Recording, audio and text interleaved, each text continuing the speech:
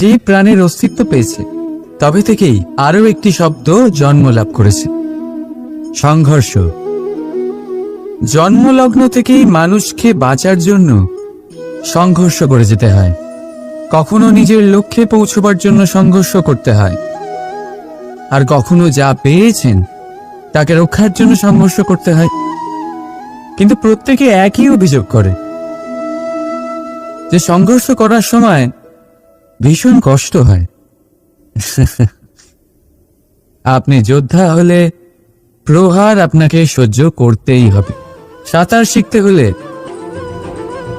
জলে আপনাকে প্রবেশ করতেই হবে। পায়ের তলায় তাদেরই কড়া পড়ে যারা রোজ হাঁটেন, আর যারা হাঁটেন তারা নিজেদের লক্ষ্যে অবশ্যই পৌঁছন। তাই মনে রাখবেন, জীবন ততক্ষণই আছে যতক্ষণ কর্ম করবেন। তাই সংঘর্ষ করতে থাকুন, কষ্ট ভুলে যান, আর আমার সাথে ভালোবেসে বলুন, রাধা রাধা। মানুষ সর্বদা ফলাফলের কথা ভাবে, যে আমি যা করতে চলেছি তার ফল কি হবে, তার পরিণাম কি হবে। কিন্তু এর চিন্তা কেন? কারণ কর্ম যদি শুভ হয় তাহলে তার পরিণাম খারাপ হতেই পারে না। শুভ চিন্তা নিয়ে যারা কর্ম করেন তাদের ফলের চিন্তা কিসের? যারা ফুল বিক্রি করেন তাদের মাঝে সাঝে কাঁটা নিশ্চয়ই ফোটে, কিন্তু সুগন্ধ তাদের হাতে থেকেই যায়। এদের সন্ধানে কয়লার খনিতে নামা ব্যক্তি কালিমা লিপ্ত হয়ে গেলেও তার হাতে হিরে অবশ্যই থাকে। তাই শুভ চিন্তা নিয়েই কর্ম করে যান, পরিণাম শুভই হবে। আর ভালোবেসে বলুন, রাধা রাধা। যাই পাত্রের মধ্যে শীতল থাকে, আর যিনি পান করেন তাকেও শীতল রাখে। আর যে জল এই পাত্রের বাইরে উতলে পড়ে তা হল অভিমান, যা বাইরের উত্তাপে বাষ্প হয়ে উবে যায়। সর্বদা মনে রাখবেন, আত্মসম্মান আপনাকে দৃঢ় করে, আপনাকে শক্তি প্রদান করে, আর অভিমান আপনাকে দুর্বল করে দেয়। তাহলে কি হতে চান আপনি? আত্মসম্মানী নাকি অভিমানী? সিদ্ধান্ত আপনার। রাধা রাধা। সমস্যা। প্রত্যেকের জীবনেই সমস্যা আসা যাওয়া করে, আর প্রত্যেক মানুষ সমস্যা আসার পর তার সমাধান খুঁজতে উঠে পড়ে লাগেন। কিন্তু যখনই সমস্যার সমাধান হয়ে যায় আমরা সুপ্রসন্ন হয়ে যাই এবং অসাবধানও হয়ে যাই। আমাদের মনে হয় যে আমরা সম্পূর্ণরূপে সমস্যার অন্ত করেছি, কিন্তু কোথাও না কোথাও একটা ছোট্ট বীজ রয়েই যায়, আর সেই বীজ আমাদের অসাবধানতার ছত্রছায়ায় বড় হতে থাকে, আর তারপর মহা সংকট হয়ে আবার আমাদের উপর আক্রমণ করে। এই সংকট যে কোনো রূপে আসতে পারে, কোনো শত্রুর রূপেও আসতে পারে, বা কোনো মহামারীর রূপেও আসতে পারে। সেই জন্য সবসময় সাবধান থাকাই উচিত। কারণ অসাবধান হলে কি হয়, আমাদের সুরক্ষা চক্রে একটা ছেদ উৎপন্ন হয়, আর আমাদের শেষ করতে পারে এমন এক বাণ সেই ছেদ বিন্দু হয়ে আমাদের হৃদয়ে প্রবেশ করতে পারে। তাই যে কোনো সমস্যার সমাধান করুন, জয়ী হন, উৎসব পালন করুন, কিন্তু সাবধানে থাকবেন। আসুন আর আমার সাথে ভালোবেসে বলুন, রাধা রাধা। কর্ম, ধর্ম আর কর্তব্য, এই তিনটি একে অপরের সাথে জড়িত। আর অনেক সময় এই তিনটি পালন করতে করতে আমাদের সেই ব্যক্তির সামনে গিয়ে দাঁড়াতে হয়, তার বিরুদ্ধেই যেতে হয়, যাকে আমরা সব থেকে বেশি ভালোবাসি। কিন্তু সেইখানেই যুদ্ধ, কোনো ব্যক্তিগত যুদ্ধ থাকে না। এ হলো কর্ম, ধর্ম আর কর্তব্যের যুদ্ধ। এটা সরল নয়, অত্যন্ত কঠিন হয় তার সম্মুখীন হওয়া যাকে আমরা সব থেকে বেশি সম্মান করি, কিন্তু আমাদের তো আমাদের ধর্মের পথে চলতেই হবে, কারণ আমরা কর্মবদ্ধ, কর্তব্যবদ্ধ, আর এটাই করা উচিত। শুধু এটুকু মনে রাখবেন, যদি আপনার উদ্দেশ্য শুভ হয়, আপনার ভাবনা শুভ হয়, আপনি যদি কর্ম, ধর্ম আর কর্তব্যের পথে অগ্রসর হন, তাহলে এই প্রক্রিয়াতে যদি আপনাকে আপনার আরাধ্যেরও সামনে দাঁড়াতে হয়, তাহলেও আপনার কোনো ক্ষতি হবে না। তাহলে আসুন আর আমার সাথে ভালোবেসে বলুন, রাধা রাধা। মানুষের ক্ষমতা আজ আপনার থাকলেও কাল তা নাও থাকতে পারে। এই শরীরটা তো নশ্বরই বটে। যত আপনি বার্ধক্যের দিকে অগ্রসর হবেন, দুর্বল হতে থাকবেন, সৌন্দর্য ক্ষীণ হতে থাকবে, আর সম্পত্তি আজ আপনার, কাল অন্য কারোর হয়ে যাবে।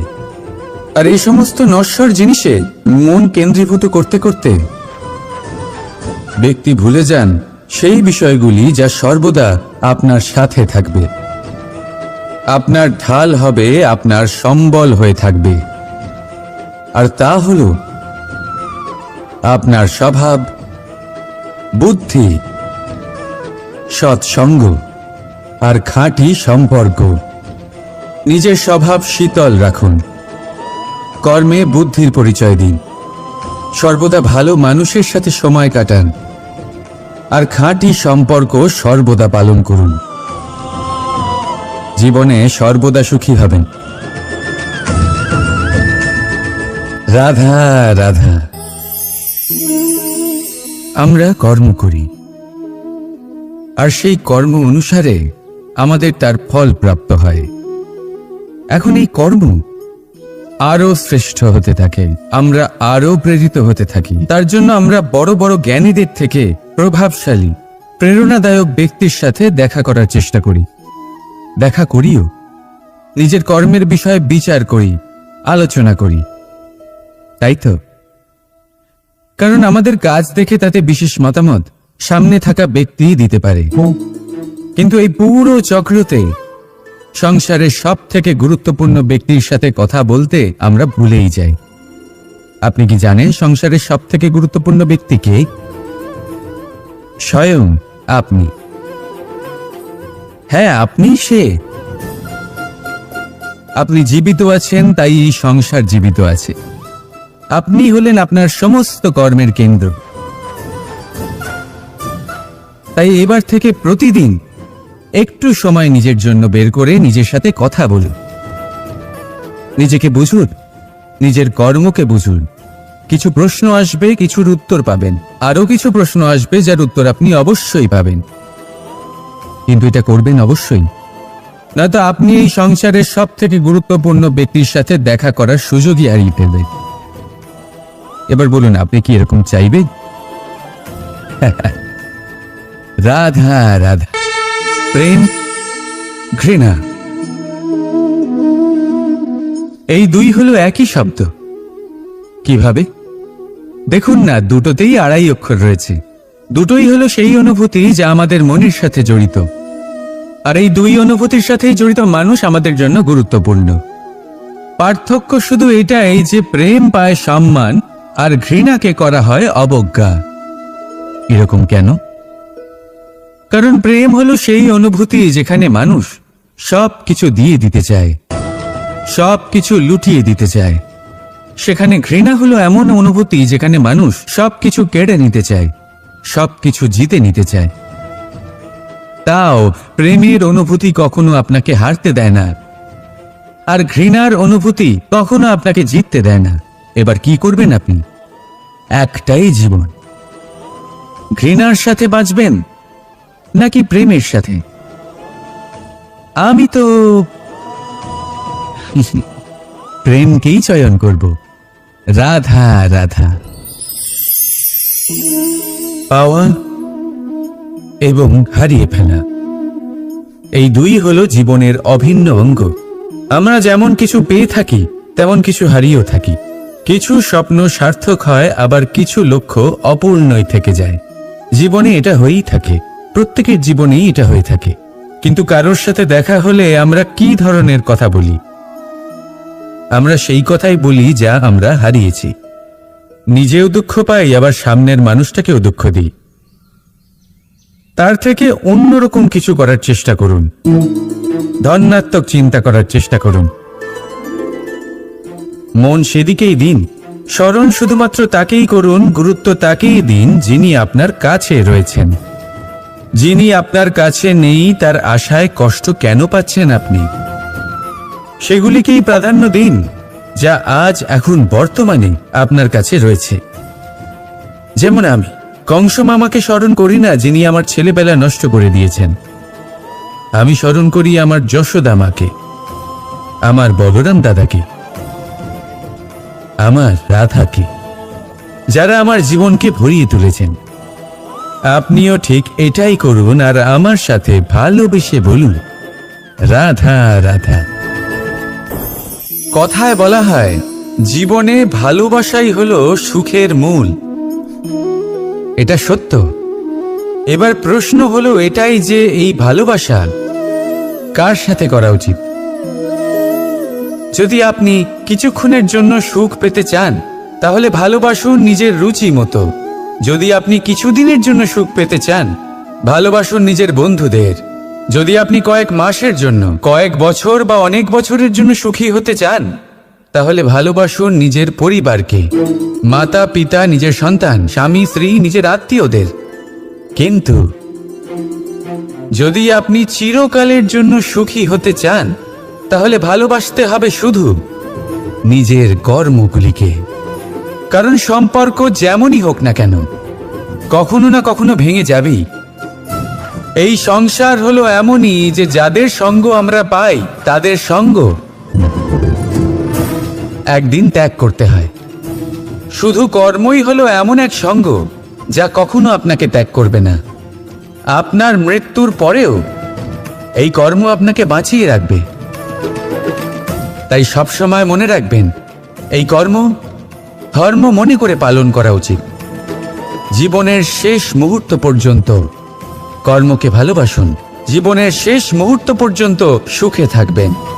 আর আমি তো সবসময় বলি, শুধু কর্ম করতে থাকো, ফলের চিন্তা করো না। তাহলে আসুন আর আমার সাথে ভালোবেসে বলুন, রাধা রাধা। সদিচ্ছা দেখতে গেলে 3 অক্ষরে তৈরি এই শব্দ, কিন্তু সমস্ত ত্রিলোক তার উপরেই আধারিত। আপনি এই সংসারে এসেছেন তখন অবশ্যই শ্বাস নেবেন, কিন্তু তার বদলে আপনাকে কিছু তো দিতেই হবে। আপনার উপর নির্ভর করছে আপনি কি দেবেন। কি দেবেন এই সংসারকে, এই সমাজকে, নিজের পরিবারকে, আর তার বদলে কি নেবেন? যশ নাকি অপযশ? দেখুন, এক ছিল রাবণ যে কিনা সমুদ্র পার করল সীতাকে অপহরণ করার জন্য, আর এক ছিলেন রামচন্দ্র যিনি সমুদ্র পার করেছিলেন, সেতু বানিয়ে গিয়েছিলেন সীতাকে ফিরিয়ে নিয়ে আসার জন্য। দুজনেই সমুদ্র পার করেছিলেন, শুধু পার্থক্য ছিল সদিচ্ছাকে বোঝার লক্ষ্যের। অনেক মানুষের যাত্রা একরকম হতেই পারে, কিন্তু আনন্দ তখনই লাভ করবেন যখন লক্ষ্য শুভ হবে, মহান হবে। এই লক্ষ্য দিয়ে এই সংসারের কল্যাণ হবে এবং মানুষের সম্মান হবে। যদি আপনার সংকল্প উচিত হয় তাহলে আপনার লক্ষ্য উচিতই হবে, নয়তো শুধুমাত্র বিনাশ হবে। আর উচিত এটাই হবে যে বিনাশের হাত থেকে যেন নিজেকে বাঁচানো যায়, কি বলেন? তাই জীবনে যে লক্ষ্য স্থির করছেন মনে রাখবেন তা যেন শুভ লক্ষ্য হয়। যদি এরকম হয় তাহলে আপনার যাত্রা, আপনার জীবন দুটোই শুভময় হবে। আসুন আর আমার সাথে ভালোবেসে বলুন, রাধা রাধা।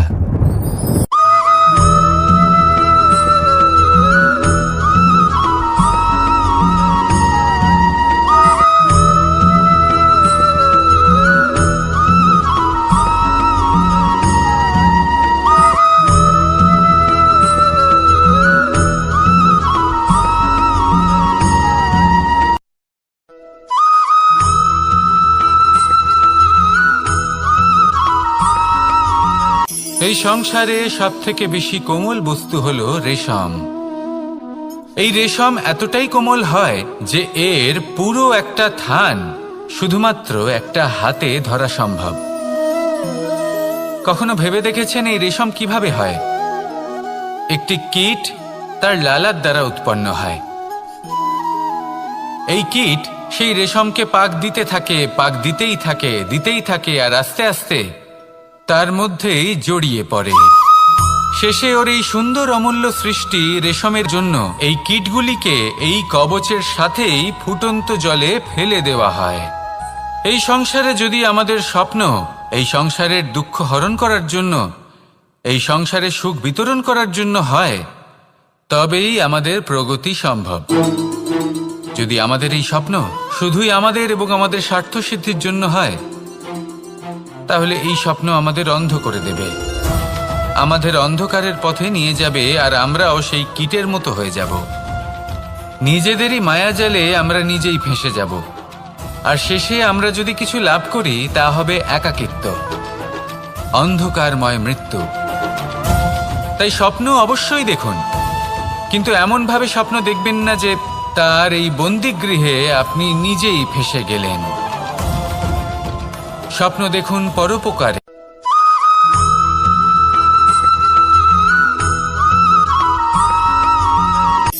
শক্তি শক্তি অর্জন করা এতটা কঠিন নয় যতটা শক্তি লাভ করার পরে সেই শক্তি সামলানো কঠিন হয়। কারণ যেই মানুষ শক্তি লাভ করে তার মনে গর্ববোধ জন্মায়, জন্মায় অহংকার, জন্মায় জেদ। তাই শক্তি প্রাপ্ত করার সাথে বিনম্র থাকাও অত্যন্ত আবশ্যক। আর এটা আমাদের শেখা উচিত বৃক্ষের থেকে।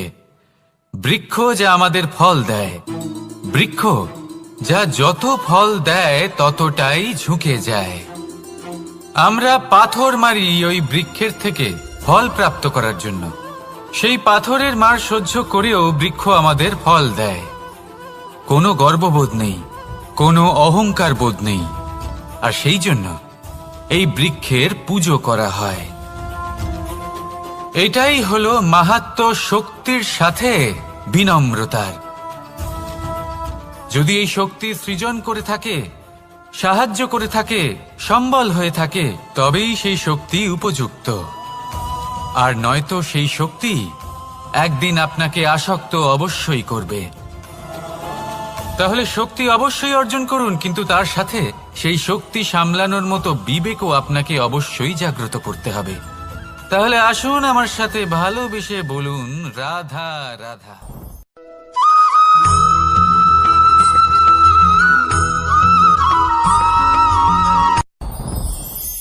সাথী সাথী এই শব্দটির ব্যাখ্যা কে কিভাবে করে?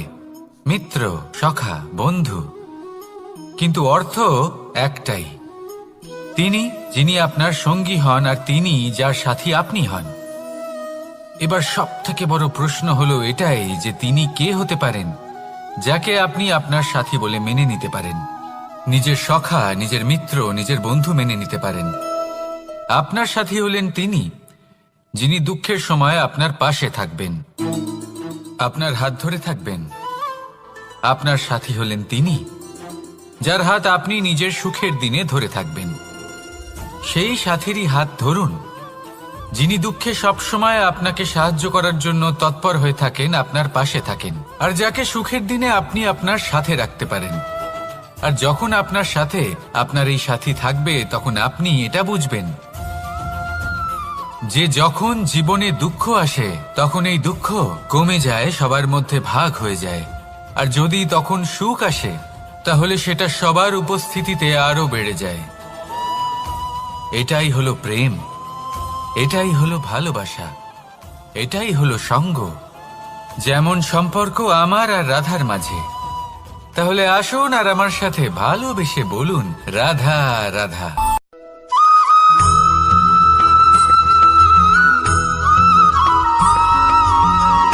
জীবন কিসের উপর নির্ভরশীল? ধনের ওপর, বৈভবের অনুভব যদি আপনি করতে চান তাহলে তা পাবেন শুধু একতার দ্বারা, সংগঠনের দ্বারা। যদি আপনাকে উদাহরণ দিই, নিজের এই হাতটাকে দেখুন, 5টা আঙুল রয়েছে। কোনো একটা বস্তুকে নিজের একটা আঙুল দ্বারা তুলে ধরার চেষ্টা করে দেখুন, বড়ই কষ্ট হবে। তখন আপনি বুঝতে পারবেন যখন এই 5টি আঙুল একত্রিত হয় তখন কোনো কাজ কতটা সহজ হতে পারে। এটাই হলো শক্তি, একতার সব থেকে ভালো উদাহরণ যদি আপনাকে দিই, তাহলে বাঁশি। এই বাঁশি থেকে অত্যন্ত মধুর সুর নির্গত হয়, যা সবার মন প্রসন্ন করে দেয়। এই কথা সত্যি, কিন্তু এই বাঁশি আমি একটা বা দুটো আঙুল দিয়ে বাজাতে পারবো না। আমাকে প্রত্যেকটা আঙুল ব্যবহার করতেই হবে, তবেই এর থেকে মধুর সুর নির্গত হবে, যা সকলকে প্রসন্ন করবে। ঠিক কিনা? ঠিক এইভাবেই যদি আপনি চান যে আপনার জীবনরূপী বাঁশি থেকেও মধুর সুর নির্গত হোক বা সবার মনকে প্রসন্ন করে তুলুক, তাহলে আপনাকেও জীবনে একতা নিয়ে আসতেই হবে। আপনি একাও কর্ম করতে পারেন, পথ চলতেও পারেন, সামনেও এগোতে পারেন, সাফল্যও লাভ করতে পারেন।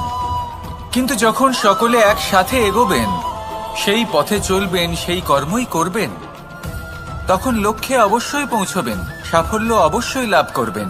কিন্তু সেই সাফল্য এবং তার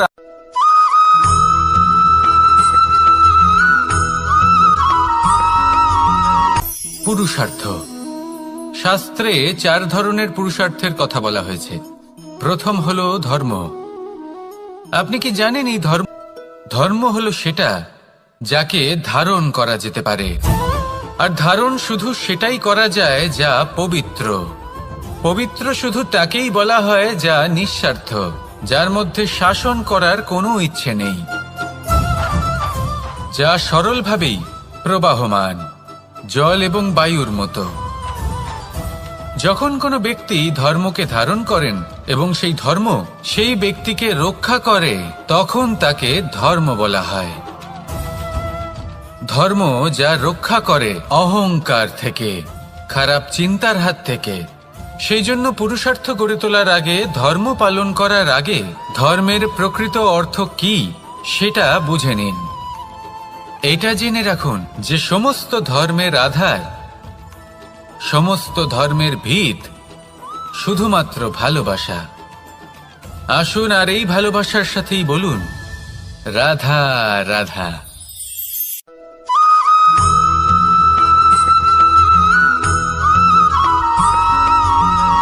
কেউ বলে জীবন খুব ক্ষণস্থায়ী, কেউ বলে জীবন হলো একটা সুন্দর স্বপ্নের মতো, আবার কেউ বলবে জীবন হলো এক কঠোর সত্য। কিন্তু জীবন আসলে কি? জীবন হলো আপনারই প্রতিবিম্ব, একটা দর্পণ। অর্থাৎ আপনি জীবনকে সেইভাবেই পাবেন যেরকম আপনি নিজেকে প্রতিপন্ন করবেন। যদি আপনি দর্পণের দিকে তাকিয়ে হাসেন, তাহলে আপনি সামনে হাসিমুখী দেখতে পাবেন। এবার যদি আপনি গম্ভীর হয়ে থাকেন, তাহলে আপনি একজন রুষ্ট ব্যক্তি দেখতে পাবেন। শেষে সবথেকে বেশি গুরুত্বপূর্ণ হলো আপনার চেষ্টা। আপনাকে সবসময় চেষ্টা করতে হবে যাতে আপনি নিজেকে প্রসন্ন এবং ইতিবাচক মনোভাবে রাখেন। এটা হলো আপনারই উত্তরদায়িত্ব, তাকে পালন করুন। এই মনকে প্রসন্ন রাখুন, এই সংসারকে সুন্দর বলে মনে হবে। আর এই মন প্রসন্ন হয়ে বলবে, রাধা রাধা।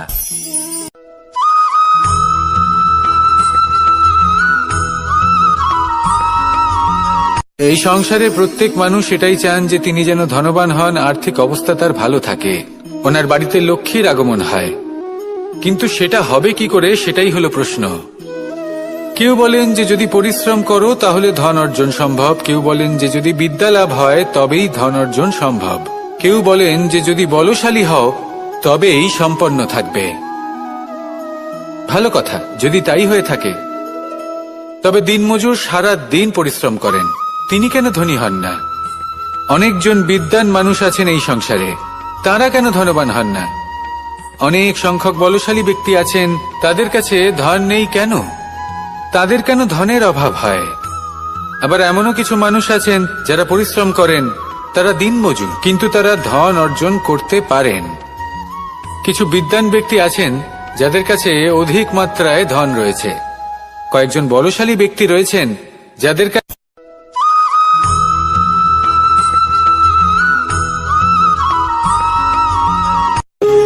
যখন মানুষের মৃত্যু হয় তখন কি হয়?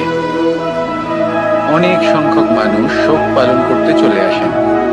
যে ব্যক্তি মৃত্যু লাভ করেছেন তার অনেক বস্তু থাকে যেগুলো তার প্রিয়, যেগুলো তিনি ব্যবহার করেছেন।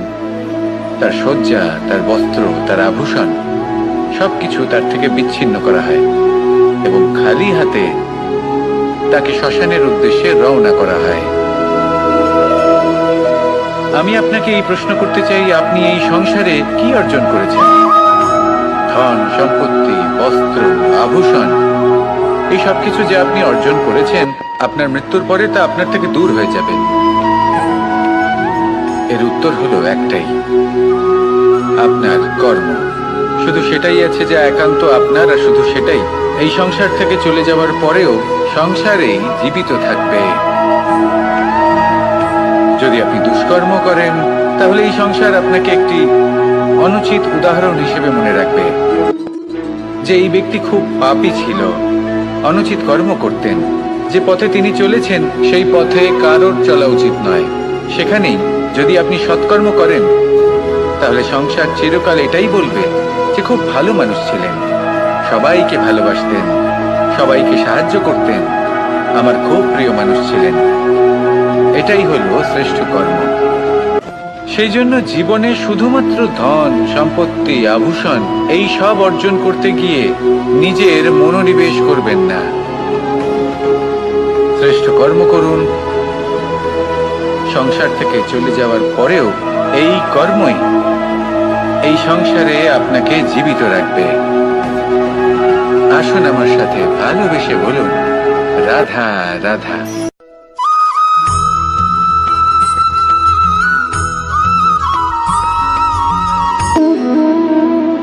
সম্পর্ক হলো আমাদের জীবনের একটি আধার।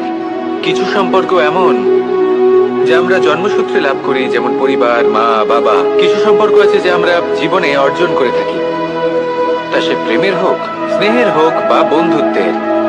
এই সকল সম্পর্ক লাভ করার বা গড়ে তোলার 5টি ধাপ রয়েছে। প্রথম ধাপ, কোনো ব্যক্তির সাথে আলাপ হওয়া, তার সাথে কথা বলা বা তাকে দেখা। দ্বিতীয় ধাপ, সে ব্যক্তিকে আমাদের ভালো লাগা। তৃতীয় ধাপ,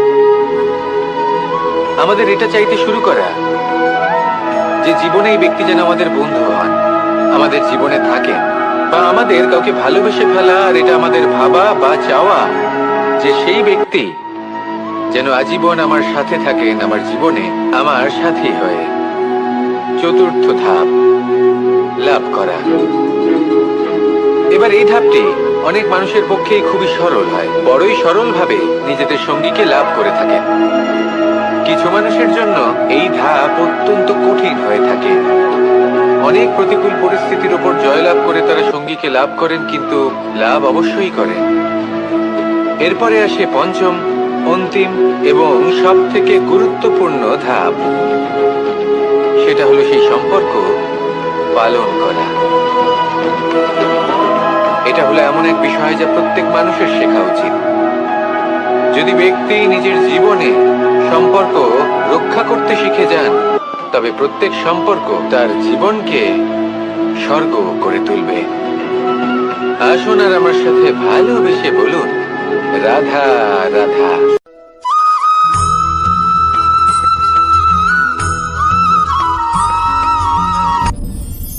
আপনি কি কখনো কোনো জলের ধারা দেখেছেন?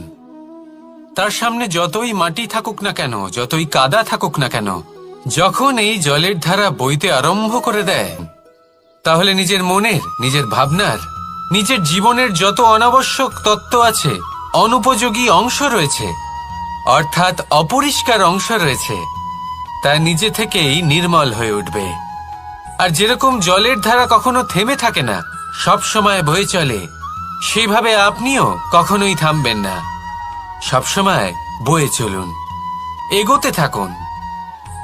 পথে যদি অনেক বিপদ আসে, সমস্যা আসে, থামবেন না, তার উপর নিরন্তর প্রহার করুন, নিরন্তর প্রয়াস করুন আর অগ্রসর হন। আপনি ভেবে দেখুন, এই জলের ধারা কখনো থেমে থাকে না, সবসময় বয়ে চলে, বিপদের সম্মুখীন হয়ে তাকে সাথে বয়ে নিয়ে চলে। সেই জন্য জলের ধারা, প্রবাহমান এই ধারা, এর থেকে কখনো দুর্গন্ধ আসে না, এতে কখনো ময়লা জমতে পারে না, বরং পালিত হয় সুন্দর প্রাণবন্ত জীবজন্তু, যেমন সুন্দর ছোট মাছ। তাই আপনিও এটাই করুন, কখনো থামবেন না, শুধু চলতে থাকুন। জলের ধারার মতো বইতে থাকুন। আপনি আপনার লক্ষ্য অবশ্যই খুঁজে পাবেন, আর তার সাথে নিজের অন্তরের যে মালিন্য রয়েছে তা আপনি নিজেই নিজের থেকে দূরে করে দেবেন। তাহলে আসুন আর আমার সাথে ভালোবেসে বলুন, রাধা রাধা।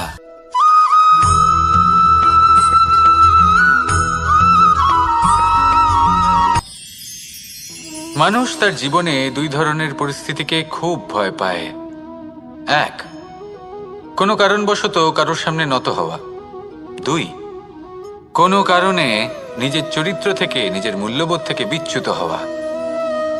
এবার কেন হয় এরকম যে কথায় কথায় কারোর সামনে নত হতে হয়? কেন বারংবার নিজের চরিত্র থেকে চ্যুত হতে হয়? এরকম কেন হয়? এটা তখনই হয় যখন আমাদের শিক্ষা এবং মূল্যবোধের অভাব থাকে।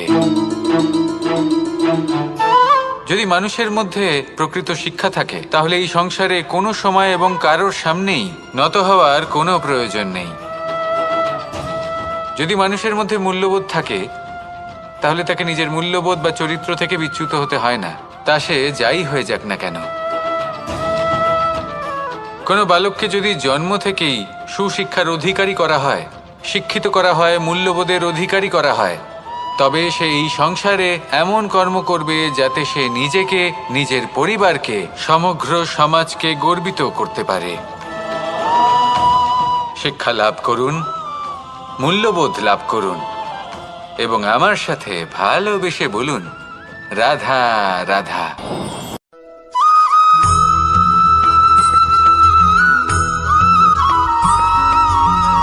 আপনি কখনো দিয়ে তাদের ঠোঁটে খাবার পরিবেশন করে, কিন্তু যেই সেই সন্তানেরা হৃষ্টপুষ্ট হয়ে যায় এবং সেই কথা বাজ নিজে বুঝতে পেরে যায়, সেই বাজ নিজেই সেই বাসা ছিন্ন ভিন্ন করে দেয়। সেই সন্তান যাদের সবেমাত্র ডানা গজিয়েছে, কিভাবে উঠতে হয় তারা জানে না, সেই সন্তানগুলিকে উচ্চতা থেকে ঠেলে দেয়। সেই সন্তান প্রথমে ভয়ভীত হয়ে যায়।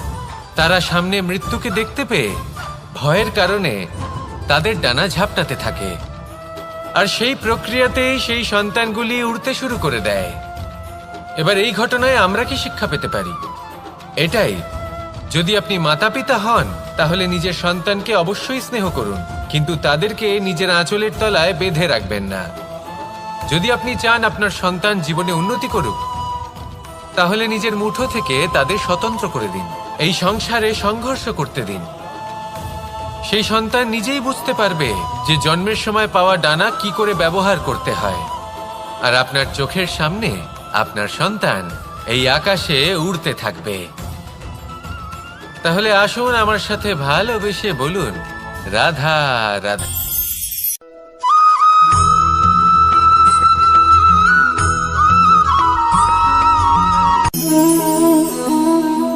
নিয়তি।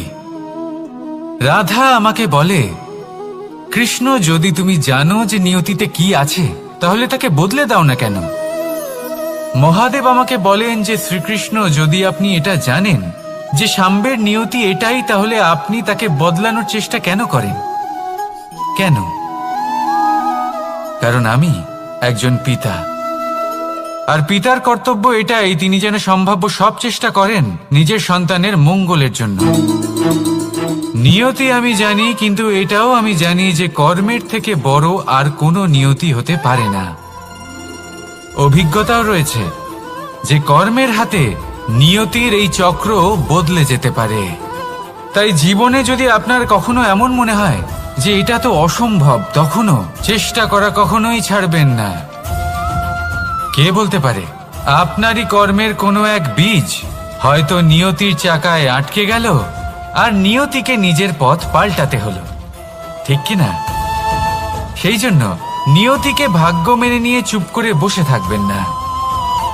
নিজের নিয়তি স্বয়ং নিজের কর্মের দ্বারা নির্ধারিত করুন, কারণ আপনার এই কর্মের ওপরেই আপনার অধিকার রয়েছে, আর এই অধিকারকে নিয়তি অনেক সময় সম্মানও করে। তাহলে আসুন আর আমার সাথে ভালোবেসে বলুন, রাধা রাধা।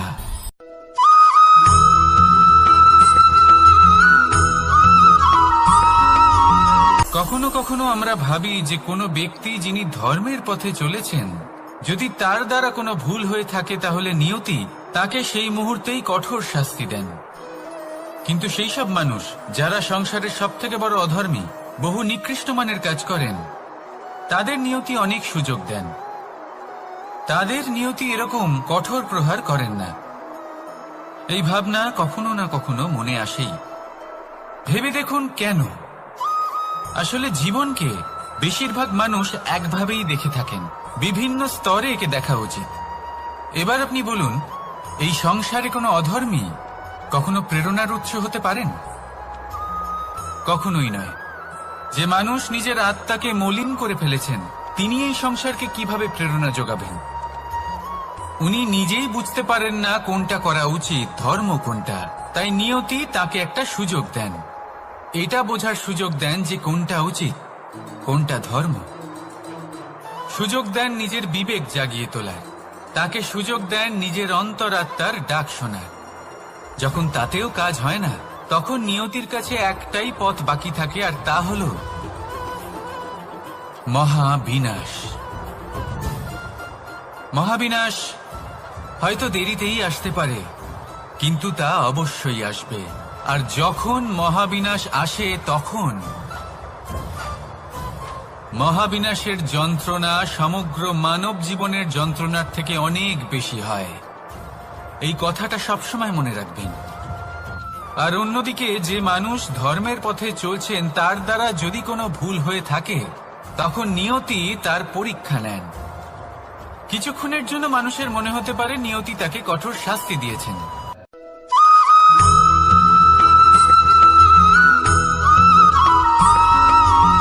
এই সংসারে কখনো কোনো ব্যক্তিকে তার বাইরের পোশাক দেখে বিচার করার চেষ্টা করবেন না। এটা খুব বড় ভুল করবেন। যেমন আমরা জীবনে অনেক সময় এমন করি। ধরুন কোথাও একটা গাছ দেখলাম, খুব বিশাল আকারের একটা গাছ, যেটা মাটির থেকে অনেক উঁচুতে পৌঁছে গেছে, যার বিশাল শাখা আছে। সেগুলো দেখে আমরা ভাবি যে এই গাছে হয়তো কত সুস্বাদু ফল আছে। আমরা সেই গাছের পরিচর্যা করতে থাকি। আবার অন্যদিকে হলো একটি তৃণ, যেটা মাটি থেকে কিছুটা উঁচুতে পৌঁছেছে, কিন্তু সেই তৃণর নিচে, মাটির নিচে অত্যন্ত সুস্বাদু ফল বা সবজি জন্ম নেয়, যা আমাদের স্বাস্থ্যের পক্ষে অত্যন্ত উপকারী। সেই জন্য কখনো আবরণ দেখে কাউকে বিচার করতে চেষ্টা করবেন না। তার বদলে এটা বোঝার চেষ্টা করুন যে আপনার সামনে যে ব্যক্তি আছে বা বস্তু আছে, তার বিশেষত্ব কি। যদি এই বিশেষত্ব বোঝার ক্ষমতা আপনি অর্জন করেন, যদি এই শিল্প আপনি নিজের ভেতরে জাগ্রত করেন, তাহলে এই সংসারে বিশেষত্ব কি সেটা আপনি জানতে পারবেন। আর এই সমস্ত খেলা দৃষ্টি থেকে নয়, দৃষ্টিভঙ্গি থেকে জন্ম নেয়। দৃষ্টিভঙ্গি সবসময় শুভ রাখুন, আর আমার সাথে ভালোবেসে বলুন, রাধা রাধা।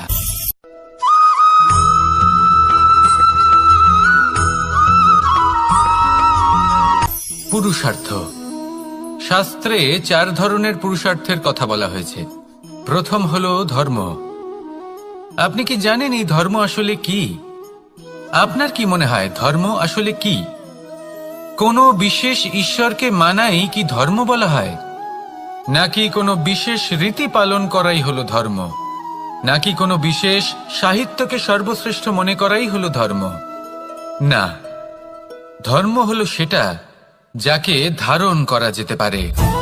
আর ধারণ শুধু সেটাই করা যায় যা পবিত্র। পবিত্র শুধু তাকেই বলা হয় যা নিঃস্বার্থ, যার মধ্যে শাসন করার কোনো ইচ্ছে নেই, যা সরলভাবেই প্রবাহমান, জল এবং বায়ুর মতো। যখন কোনো ব্যক্তি ধর্মকে ধারণ করেন এবং সেই ধর্ম সেই ব্যক্তিকে রক্ষা করে, তখন তাকে ধর্ম বলা হয়। ধর্ম যা রক্ষা করে অহংকার থেকে, খারাপ চিন্তার হাত থেকে। সেই জন্য পুরুষার্থ গড়ে তোলার আগে, ধর্ম পালন করার আগে, ধর্মের প্রকৃত অর্থ কি সেটা বুঝে নিন। এটা জেনে রাখুন যে সমস্ত ধর্মের আধার, সমস্ত ধর্মের ভিত শুধুমাত্র ভালোবাসা।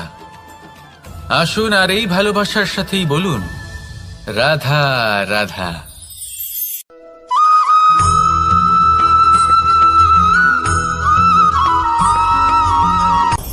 আপনি কখনো পর্বতের শিখরে উঠেছেন? আপনি দেখতে পাবেন পর্বতের পদতলে প্রচুর সুন্দর ফুল রয়েছে, সবুজ বনানী রয়েছে। যত আপনি ওপরে উঠতে থাকবেন তত ফুল কমতে থাকবে, সবুজ বনানী কমতে থাকবে। আরো কিছুটা ওপরে উঠলে কাঁটা জাতীয় গাছ দেখতে পাবেন, শুকনো গাছ দেখতে পাবেন। আরো যদি ওপরে ওঠেন তাহলে পাষাণ দেখতে পাবেন। আরো ওপরে উঠলে হিমখণ্ড দেখতে পাবেন। এই যে পর্বত, তা মনুষ্য জীবনের সবথেকে উত্তম উদাহরণ। মানুষ যখন সাফল্যের শিখরে পৌঁছতে চান, মহানুভবতার শিখরে পৌঁছতে চান, পথে যত আস্তে আস্তে উপরে উঠতে থাকেন ততই ভৌতিক বস্তু তার থেকে বিচ্ছিন্ন হতে থাকে। যদি তিনি সেই ভৌতিক বস্তুগুলি ত্যাগ না করতে পারেন তাহলে কখনোই সেই স্থানে পৌঁছতে পারবেন না। আর মানুষ যদি উচিত ত্যাগ করতে পারেন, পথে অগ্রসর হতে থাকেন, এগোতে থাকেন, তাহলে একদিন না একদিন তিনি মহানুভবতার, জ্ঞানের, সাফল্যের হিমের স্বাদ অবশ্যই লাভ করবেন। মনে রাখবেন, মানব জীবনে ত্যাগ হলো অত্যন্ত গুরুত্বপূর্ণ অংশ। আসুন আমার সাথে ভালোবেসে বলুন, রাধা রাধা।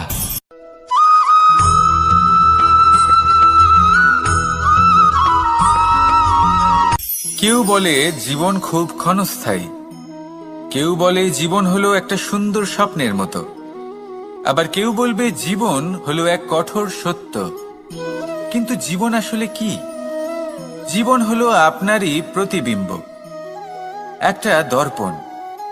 অর্থাৎ আপনি জীবনকে সেইভাবেই পাবেন যেরকম আপনি নিজেকে প্রতিপন্ন করবেন। যদি আপনি দর্পণের দিকে তাকিয়ে হাসেন তাহলে আপনি সামনে হাসি মুখী দেখতে পাবেন। এবার যদি আপনি গম্ভীর হয়ে থাকেন তাহলে আপনি একজন রুষ্ট ব্যক্তি দেখতে পাবেন। শেষে সবথেকে বেশি গুরুত্বপূর্ণ হলো আপনার চেষ্টা। আপনাকে সবসময় চেষ্টা করতে হবে যাতে আপনি নিজেকে প্রসন্ন এবং ইতিবাচক মনোভাবে রাখেন। এটা হলো আপনারই উত্তরদায়িত্ব, তাকে পালন করুন। এই মনকে প্রসন্ন রাখুন, এই সংসারকে সুন্দর বলে মনে হবে। আর এই মন প্রসন্ন হয়ে বলবে, রাধা রাধা।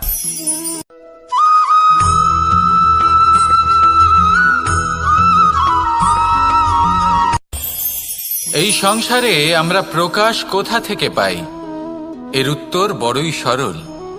ভোরে যখন সূর্যোদয় হয় তখন প্রকাশের কিরণ আমাদের ঘরে এসে পৌঁছয়। এইভাবেই আমরা প্রকাশ লাভ করি। এবার এই প্রকাশের আলোতেই আমরা সারাদিনের কাজ সম্পন্ন করি। সন্ধে হয়ে যায়, সূর্যাস্তও হয়ে যায়। আর আমাদের ঘর যাতে অন্ধকার না হয় তার জন্য আমরা একটা প্রদীপ প্রজ্বলিত করি। এটাই ঘটে আমাদের জীবনেও। এবার প্রবাহমান আয়ুর সাথে আমরা আমাদের অন্তরে যদি একটা প্রদীপ প্রজ্বলিত করে নিই তাহলে বিষয়টাই অন্যরকম হবে। এবার আপনি বলবেন, কোন প্রকাশের কথা বলছি যা আমাদের অন্তরে জাগ্রত করা সম্ভব? আমাদের আত্মার মাঝে প্রেমের প্রকাশ জাগ্রত করার কথা বলছি। কারণ আমাদের এই জীবন, এও হলো দিনের আলোর মতো। আজ প্রকাশ আছে, কিন্তু কোনোদিন অবশ্যই অস্ত হবে। কিন্তু অস্ত হবার আগে যদি আমরা আমাদের আত্মার মাঝে প্রেমের এই প্রকাশ উজ্জ্বলিত করে নিই তাহলে আমাদের সন্ধ্যাকালও আমরা আনন্দে এবং প্রেমে যাপন করব। তাহলে আসুন আর আমার সাথে ভালোবেসে বলুন, রাধা রাধা।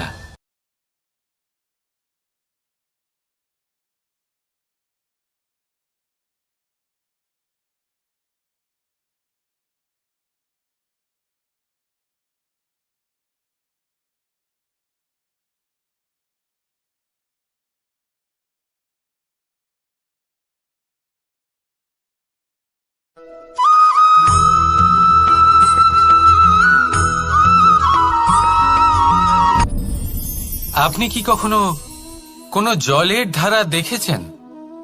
তার সামনে যতই মাটি থাকুক না কেন, যতই কাদা থাকুক না কেন, যখন এই জলের ধারা বইতে আরম্ভ করে দেয় তাহলে নিজের মনের, নিজের ভাবনার, নিজের জীবনের যত অনাবশ্যক তত্ত্ব আছে, অনুপযোগী অংশ রয়েছে, অর্থাৎ অপরিষ্কার অংশ রয়েছে, তা নিজে থেকেই নির্মল হয়ে উঠবে। আর যেরকম জলের ধারা কখনো থেমে থাকে না, সব সময় বয়ে চলে, সেইভাবে আপনিও কখনোই থামবেন না। সবসময় বয়ে চলুন, এগোতে থাকুন। পথে যদি অনেক বিপদ আসে, সমস্যা আসে, থামবেন না, তার উপর নিরন্তর প্রহার করুন, নিরন্তর প্রয়াস করুন আর অগ্রসর হন। আপনি ভেবে দেখুন, এই জলের ধারা কখনো থেমে থাকে না, সবসময় বয়ে চলে, বিপদের সম্মুখীন হয়ে তাকে সাথে বয়ে নিয়ে চলে। সেই জন্য জলের ধারা, প্রবাহমান এই ধারা, এর থেকে কখনো দুর্গন্ধ আসে না, এতে কখনো ময়লা জমতে পারে না, বরং পালিত হয় সুন্দর প্রাণবন্ত জীবজন্তু, যেমন সুন্দর ছোট মাছ। তাই আপনিও এটাই করুন, কখনো থামবেন না, শুধু চলতে থাকুন, জলের ধারার মতো বইতে থাকুন।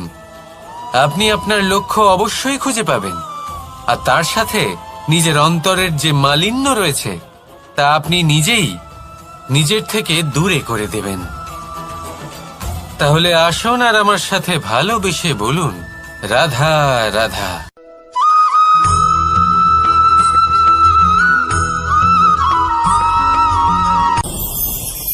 ভয়ের সাথে আমরা সবাই পরিচিত, কষ্টও আমরা সবাই পেয়েছি। কখনো কখনো আমরা অসুস্থ হয়ে পড়ি, আর এমন সময় হলে মাতার মমতা, কখনো বাবার স্নেহ, কখনো বন্ধুদের পাশে থাকার অনুভূতি আমাদের রোগ নিরাময়ে সাহায্য করে। কখনো যদি আমরা নিরাশ হয়ে পড়ি, তখন যদি আমাদের কোনো আপনজন আমাদের দুটো ভালো কথা বলে, তখন আমাদের মনোবল বেড়ে যায়। ঠিক তেমন সংসারের এই রঙ্গমঞ্চে যদি আপনি পীড়িত অনুভব করেন, কিছু শুভ কথা আলোচনা করুন, কিছু স্তুতি গান করুন, কিছু মুহূর্তের জন্য হলেও নিজের ইষ্টদেবের কথা স্মরণ করুন আর প্রার্থনা করুন। সাহস বাড়বে, শক্তিও বৃদ্ধি পাবে এবং সামনে এগিয়ে চলার পথও দেখতে পাবেন। তখন এই মন প্রসন্ন হয়ে বলবে, রাধা রাধা।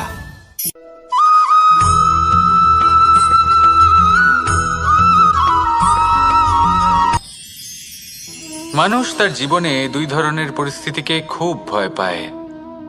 এক, কোনো কারণবশত কারোর সামনে যে কথায় কথায় কারোর সামনে নত হতে হয়। কেন বারংবার নিজের চরিত্র থেকে চ্যুত হতে হয়? এরকম কেন হয়? এটা তখনই হয় যখন আমাদের শিক্ষা এবং মূল্যবোধের অভাব থাকে। যদি মানুষের মধ্যে প্রকৃত শিক্ষা থাকে, তাহলে এই সংসারে কোনো সময় এবং কারোর সামনেই নত হওয়ার কোনো প্রয়োজন নেই। যদি মানুষের মধ্যে মূল্যবোধ থাকে, তাহলে তাকে নিজের মূল্যবোধ বা চরিত্র থেকে বিচ্যুত হতে হয় না, তা সে যাই হয়ে যাক না কেন।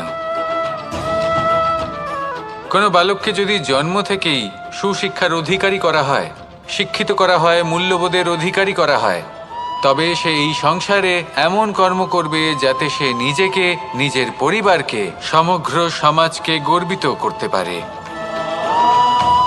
শিক্ষা লাভ করুন, মূল্যবোধ লাভ করুন এবং আমার সাথে ভালোবেসে বলুন, রাধা রাধা।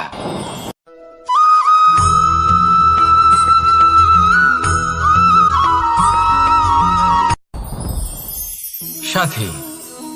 সাথী এই শব্দটির ব্যাখ্যা কে কিভাবে করে? মিত্র, সখা, বন্ধু। কিন্তু অর্থ একটাই, তিনি যিনি আপনার সঙ্গী হন আর তিনি যার সাথী আপনি হন। এবার সব থেকে বড় প্রশ্ন হলো এটাই যে তিনি কে হতে পারেন যাকে আপনি আপনার সাথী বলে মেনে নিতে পারেন, নিজের সখা, নিজের মিত্র, নিজের বন্ধু মেনে নিতে পারেন। আপনার সাথী হলেন তিনি যিনি দুঃখের সময় আপনার পাশে থাকবেন, আপনার হাত ধরে থাকবেন। আপনার সাথী হলেন তিনি যার হাত আপনি নিজের সুখের দিনে ধরে থাকবেন। সেই সাথীরই হাত ধরুন যিনি দুঃখে সবসময় আপনাকে সাহায্য করার জন্য তৎপর হয়ে থাকেন, আপনার পাশে থাকেন, আর যাকে সুখের দিনে আপনি আপনার সাথে রাখতে পারেন। আর যখন আপনার সাথে আপনার এই সাথী থাকবে, তখন আপনি এটা বুঝবেন যে যখন জীবনে দুঃখ আসে, তখন এই দুঃখ কমে যায়, সবার মধ্যে ভাগ হয়ে যায়। আর যদি তখন সুখ আসে, তাহলে সেটা সবার উপস্থিতিতে আরো বেড়ে যায়। এটাই হলো প্রেম, এটাই হলো ভালোবাসা। এটাই হলো সঙ্গ, যেমন সম্পর্ক আমার আর রাধার মাঝে। তাহলে আসুন আর আমার সাথে ভালোবেসে বলুন, রাধা রাধা।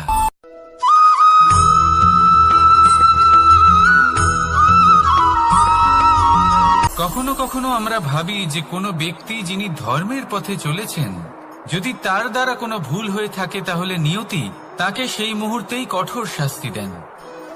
কিন্তু সেই সব মানুষ যারা সংসারের সবথেকে বড় অধর্মী, বহু নিকৃষ্ট মানের কাজ করেন, তাদের নিয়তি অনেক সুযোগ দেন। তাদের নিয়তি এরকম কঠোর প্রহার করেন না। এই ভাবনা কখনো না কখনো মনে আসেই। ভেবে দেখুন কেন?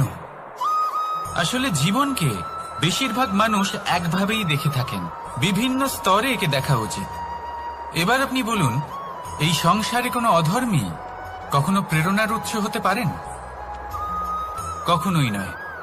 যে মানুষ নিজের আত্মাকে মলিন করে ফেলেছেন, তিনি এই সংসারকে কিভাবে প্রেরণা যোগাবেন?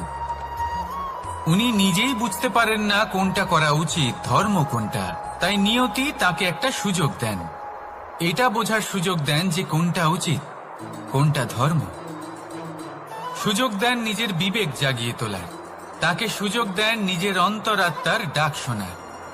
যখন তাতেও কাজ হয় না, তখন নিয়তির কাছে একটাই পথ বাকি থাকে, আর তা হল মহাবিনাশ। মহাবিনাশ হয়তো দেরিতেই আসতে পারে, কিন্তু তা অবশ্যই আসবে। আর যখন মহাবিনাশ আসে, তখন মহাবিনাশের যন্ত্রণা সমগ্র মানব জীবনের যন্ত্রণার থেকে অনেক বেশি হয়। এই কথাটা সবসময় মনে রাখবেন। আর অন্যদিকে যে মানুষ ধর্মের পথে চলছেন, তার দ্বারা যদি কোনো ভুল হয়ে থাকে, তখন নিয়তি তার পরীক্ষা নেন। কিছুক্ষণের জন্য মানুষের মনে হতে পারে নিয়তি তাকে কঠোর শাস্তি দিয়েছেন।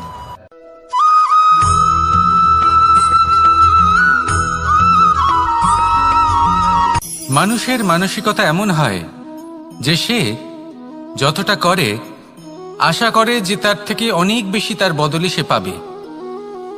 দেখুন, সবকিছুই আপনার ভাবনা চিন্তার উপর নির্ভর করছে। আপনি যদি ফলের বিষয়ে ভেবে কর্ম করতে থাকেন, তাহলে সেটা অনুচিত। জীবনের আসল আনন্দ হলো নিজের কর্ম করতে থাকা, ফলের চিন্তা করা উচিত নয়। যদি আপনি এরকম ভাবেন যে আমি এতটা করছি, আমার এতটা পাওয়া উচিত, সেই ভাবনা অনুচিত। যদি আপনি সেবার মানসিকতা নিয়ে কর্ম করতে থাকেন, কর্মচক্রে প্রবাহিত হন, যদি আপনি এমন ভাবনা রাখেন যে আমি এতটা পাচ্ছি, তাই এর থেকে অনেক বেশি আমি কর্ম করব, তাহলে নিশ্চিত রূপে আপনি যতটা করছেন তার থেকে অনেক বেশি আপনি পাবেন। আপনার আশার থেকে অনেক বেশি আপনি পাবেন। শুধু জীবনে অনেক বেশি কাজ করতে থাকুন, ফলের চিন্তা করবেন না। আর মনে রাখবেন, এই ভাবনাই সব থেকে বড় বীজ। কর্মের উপর বিশ্বাস রাখুন। জীবনে যা যা আপনি চান সবই সুখময় হবে। আসুন আর আমার সাথে ভালোবেসে বলুন, রাধা রাধা।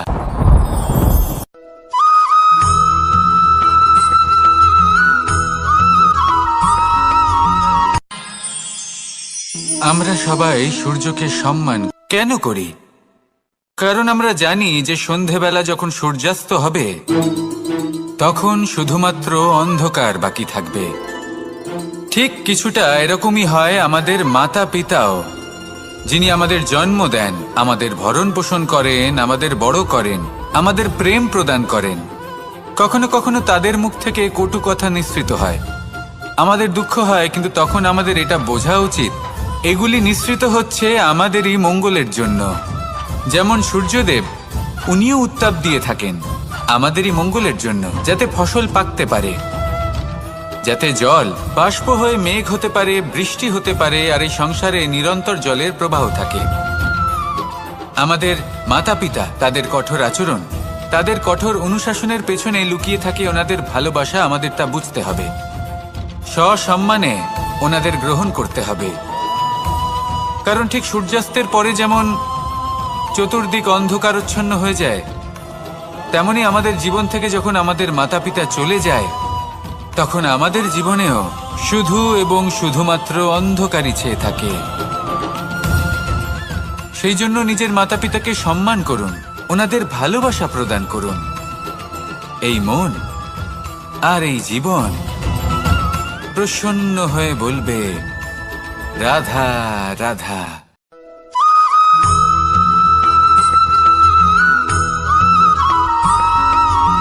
এই সংসারে কখনো কোনো ব্যক্তিকে তার বাইরের পোশাক দেখে বিচার করার চেষ্টা করবেন না। এটা খুব বড় ভুল করবেন। যেমন আমরা জীবনে অনেক সূত্র থাকে না, কিন্তু যখন অসংখ্য পাথরের টুকরো একত্রিত হয় তখন তা পর্বতের আকার ধারণ করে। সেইভাবেই কিছু মানুষ যখন একত্রিত হন তখন তৈরি হয় পরিবার, কিছু পরিবার যখন একত্রিত হয় তখন তৈরি হয় সমাজ, যখন অনেক সংখ্যক সমাজ একত্রিত হয় তখন তৈরি হয় রাজ্য। এবার এই রাজ্যের সবথেকে গুরুত্বপূর্ণ ব্যক্তি হতে পারেন রাজা, কিন্তু তাও সেই রাজা একা কিছু করতে পারেন না। যুদ্ধ লড়ার সময় তারও নিজের সৈন্যদলকে প্রয়োজন পড়ে। কিন্তু এই সংসারে এমন একজন ব্যক্তি আছেন যিনি একাই সব কাজ করতে থাকেন, এবং সেই ব্যক্তি হলেন মা।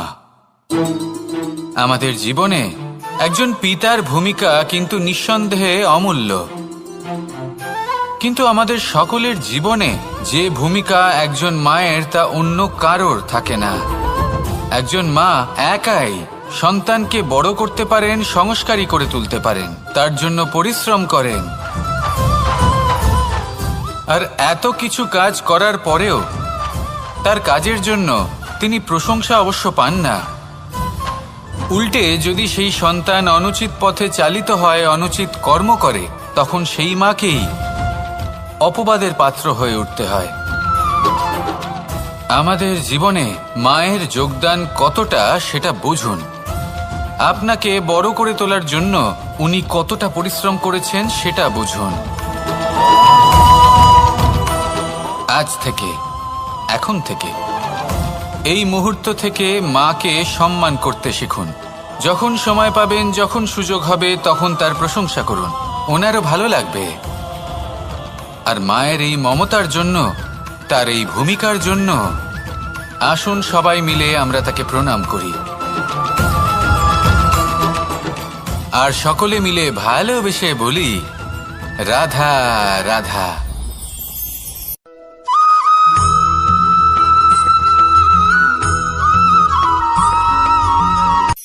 এই সংসারে সাফল্য লাভ করার জন্য জ্ঞানের প্রয়োজন হয়, পরিশ্রমের প্রয়োজন হয়, দৃঢ় নিষ্ঠার প্রয়োজন হয়, নিরন্তর চেষ্টা করা প্রয়োজনীয়।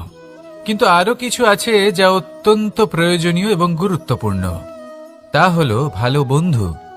তাদের থাকা অত্যন্ত প্রয়োজনীয়। যদি ভালো বন্ধু থাকে তাহলে সময় এলে তারা ঢাল হয়ে আপনাকে সুরক্ষা করবেন। সময় এলে অস্ত্রের মতো শত্রুকে সংহারও করবেন। যদি তিনি জ্ঞানী হন, তাদের মধ্যে সদ্গুণ থাকে, তাহলে এই সব গুণ আপনার মধ্যেও প্রবেশ করবে। তাহলে সাফল্যের জন্য ভালো বন্ধু পাওয়া অত্যন্ত প্রয়োজনীয়। কিন্তু শুধু বন্ধু কেন, ভালো শত্রুও থাকা প্রয়োজনীয়।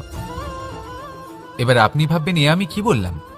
যদি আপনার জীবনেও ভালো অর্থাৎ শক্তিশালী শত্রু থাকে, তাহলে আপনিও শক্তিশালী হতে থাকবেন। এই শত্রু আপনাকে প্রেরিত করবে আরো বেশি শক্তিশালী হয়ে ওঠার। কখনো কোনো হরিণকে দেখুন, তীব্র গতিতে দৌড়তে থাকে। কেন তীব্র গতিতে দৌড়য়? এই কারণে নয় যে কোথাও তার জন্য মধুর ঘাস অপেক্ষা করে রয়েছে, না। সে এই কারণে তীব্র গতিতে দৌড়য় কারণ সেটা না করলে তার পেছনে একটি সিংহ আছে যে ওকে নিজের ভোজন করে ফেলবে। তাই জীবনে বিপদ, সংকট, এই সবকিছুও হলো অত্যন্ত গুরুত্বপূর্ণ। তার সম্মুখীন হতে শিখুন আর আমার সাথে ভালোবেসে বলুন, রাধা রাধা।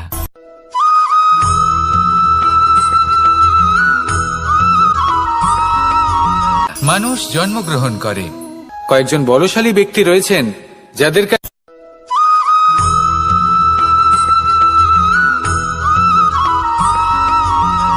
পিতা আর পুত্রের সম্পর্ক অত্যন্ত মধুর হয়ে থাকে।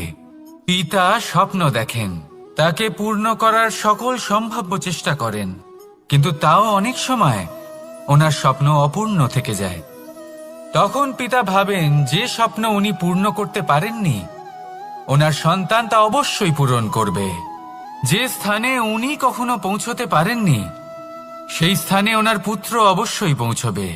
পিতা নিজের সন্তানের ভবিষ্যৎ নিয়ে সেই স্বপ্ন দেখেন, আর যখন সেই সন্তান সামনে এগোতে থাকে তখন তার দুঃখ হয় না, বরং গর্ব হয়। ওনার ভালো